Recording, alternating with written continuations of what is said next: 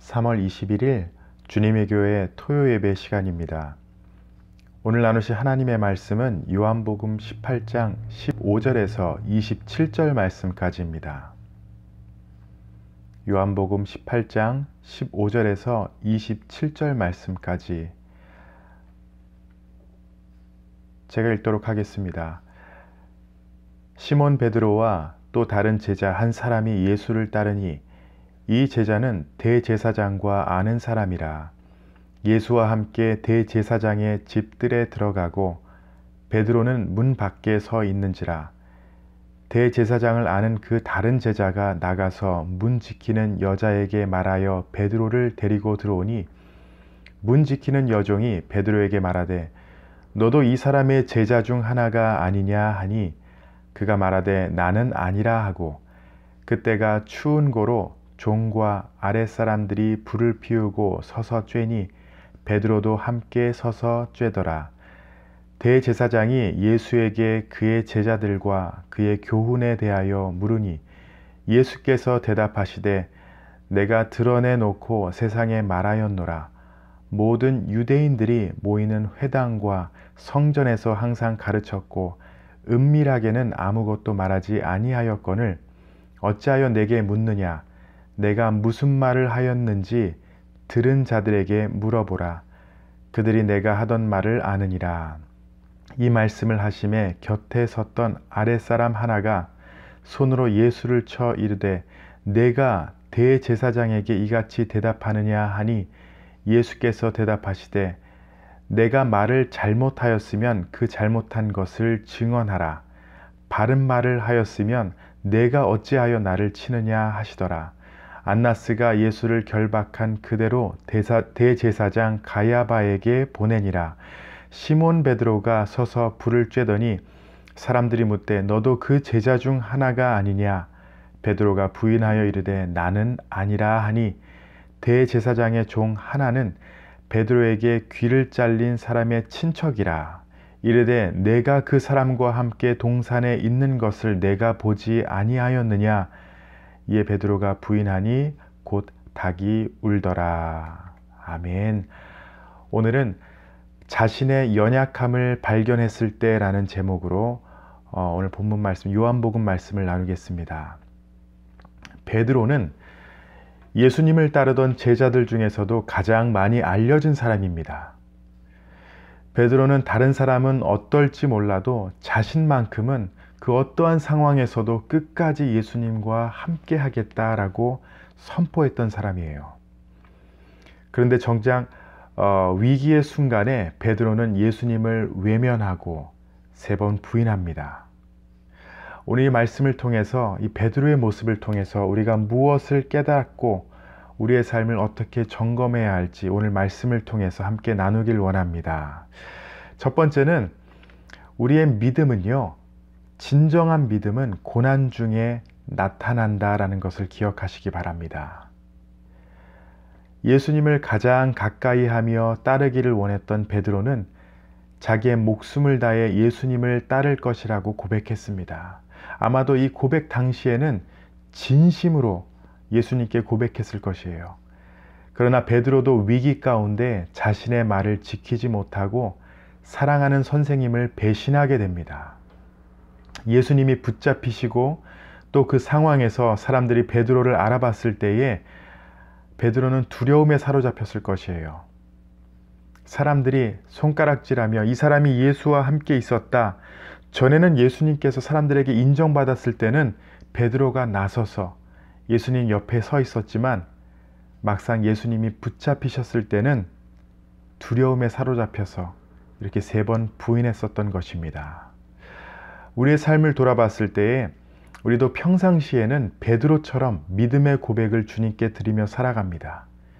하나님을 믿는다 하고 예수님을 사랑한다 하고 예배 가운데에 말씀에 은혜 받고 여러 가지 반응을 보이지만은 그런데요, 우리의 고백이 진실인지 아닌지는 우리의 삶의 현장에서 나타납니다. 교회 안에서만이 아닌 일상생활에서 이 고백이 우리에게 나오길 원하세요. 우리가 예수님 때문에 손해를 당해도 고난을 당해도 이 고백이 항상 있기를 원하십니다. 예수님 때문에 내가 상처받아도 나는 예수님을 사랑합니다. 이 고백을 듣기 원하세요. 우리가 잘 알다시피 이 세상은 그리스도인들을 그렇게 쉽게 받아들이지 않습니다. 성도를 비난하고 흠을 잡으려고 많은 일들이 벌어집니다. 그런데 이러한 상황이라고 우리가 무조건 두려워하며 우리의 신분을 감추고 살아가면은 절대 안 됩니다. 아마도 우리도 베드로와 같이 부끄러움을 당하는 그런 상황이 있을 수 있어요. 베드로와 같은 고백이 있으시다면은 여러분 담대하게 선포하시기 바랍니다. 주는 그리스도시요 살아계신 하나님의 아들입니다. 이전에 베드로의 고백을 언제나 기억하며 살아가세요. 넘어질 수 있습니다. 그러나 이 고백이 우리에게 너무나도 중요합니다. 제자의 삶으로서 이 고백을 붙잡고 살아가세요. 우리가 사람들 앞에서 예수님을 당당하게 시인하면 예수님도 하나님 앞에서 우리를 기꺼이 시인하실 것을 약속하셨습니다. 마태복음 10장 32절 33절 말씀을 보시면은 예수님께서 이렇게 말씀하십니다. 누구든지 사람 앞에서 나를 시인하면 나도 하늘에 계신 내 아버지 앞에서 그를 시인할 것이요. 누구든지 사람 앞에서 나를 부인하면 나도 하늘에 계신 내 아버지 앞에서 그를 부인하리라. 사람들 앞에서 예수님을 시인하는 것, 또 고난 때문에 사람들 앞에서 예수님을 부인하는 것, 우리는 어떠한 모습으로 살아가고 있습니까? 아마 둘 다일 수 있습니다. 그런데 아무리 우리가 넘어져도요, 비록 부끄러운 모습으로 하나님 앞에 설 수 있지만 우리의 연약함을 인정하시고 하나님 앞에 언제나 이 귀한 신앙의 고백으로 살아가시기 바랍니다. 그래서 이 두 번째로 나누고 싶은 것은 우리의 연약함을 하나님께서는 받아주시고 용납하신다라는 것을 기억해야 합니다. 베드로가 예수님을 3번이나 부인하는 사건을 이 말씀을 우리가 보면서 기억해야 하는 중요한 사실이 하나 있습니다. 예수님은 이미 베드로가 이 상황에서 부인할 것을 알고 계셨다라는 것이에요.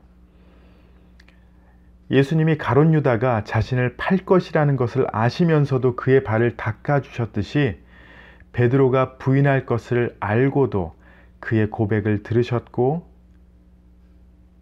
또 그의 발도 닦아주셨던 것입니다. 베드로가 주는 그리스도시요 살아계신 하나님의 아들입니다. 이렇게 고백했을 때 예수님께서 거짓말, 넌 나중에 날 부인할 거잖아. 이렇게 말씀하지 않으셨어요. 그런데 오늘 이 말씀에서 예수님은요, 베드로에게 그가 부인할 것을 미리 일단 알려주셨습니다. 왜 그러셨을까요? 그것은 베드로 자신도 알지 못했던 그의 연약함까지 예수님께서는 알고 계시고 그럼에도 불구하고 베드로를 사랑하신다. 내가 아무리 연약하고 나를 배신한다 할지라도 나는 너를 포기하지 않고 사랑할 것이다 라는 것을 가르쳐주기 위해서였습니다. 예수님은 베드로를 정죄하거나 포기하지 않으셨습니다. 오히려 다시 회복시키시고 베드로가 복음을 전하는 도구로 준비하셨고 또 베드로를 후에 귀하게 사용하셨습니다. 우리의 연약함을 예수 안에서 발견했을 때 솔직히 내가 이런 모습밖에 안 되나 그 모습을 발견하면요 좌절하고 실망만 할 때가 있지만 예수님께서 원하시는 것은 바로 베드로와 같이 그것을 깨닫고 자신의 믿음 또한 인간의 노력이 아닌 하나님의 선물이고 또 은혜 안에서 오직 은혜 안에서 변화된다라는 것을 깨닫는 것입니다. 나는 왜 이렇게 믿음이 없는가? 나는 왜 이렇게 변화되지 않는가? 여러 가지 생각이 들으실 거예요. 이러한 생각이 들을 때마다 우리를 끝까지 사랑하시는 예수님을 기억하시기 바랍니다. 아무리 베드로가 부인했다 할지라도 예수님이 먼저 그를 찾아와 손을 내미신 것처럼 우리에게도 동일하게 주님은 역사하십니다. 우리 속에서 부족하고 부끄러운 모습이 발견될 때마다 주님의 사랑을 더욱 의지하시기 바랍니다. 베드로를 변화시키신 주님이 우리를 변화시키셔서 우리를 귀한 일꾼으로 사용하실 줄 믿습니다. 우리 사랑하는 성도 여러분, 성도는 예수님을 주로 고백하고 그분을 따른다는 이유로 고난을 받더라도 그분을 자랑스러워하는 믿음을 가진 자들입니다. 이 말이 좀 어려울 수 있어요. 예수님을 주로 고백하고 하나님을 사랑하고 하나님의 자녀로 이 땅에 살아가는 그 자체만으로도 이 세상에서 고난을 더 받을 수 있다라는 것입니다.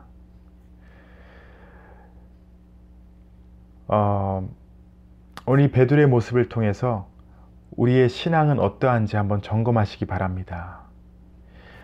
비록 우리는 부족하지만, 비록 우리는 한편으로 예수님을 시인하고 하나님을 사랑한다 하지만, 또 다른 한편으로 우리의 진정한 모습은 주님을 부끄러워하고 부인할 때가 있다라는 것입니다. 그런데 예수님은 우리를 여전히 받아주시고 우리에게 새로운 힘과 기회를 주셔서 우리의 신앙의 삶을 끝까지 다 감당하도록 우리를 도와주십니다. 하나님의 은혜를 기억하며 언제나 이 말씀을 붙잡고 우리의 연약함을 발견했을 때에도 그 부족함 가운데서도 오직 주님만을 바라보며 하나님의 은혜를 붙잡고 사시는 우리 주님의 교회 성도님들이 되시기를 예수님의 이름으로 축원합니다.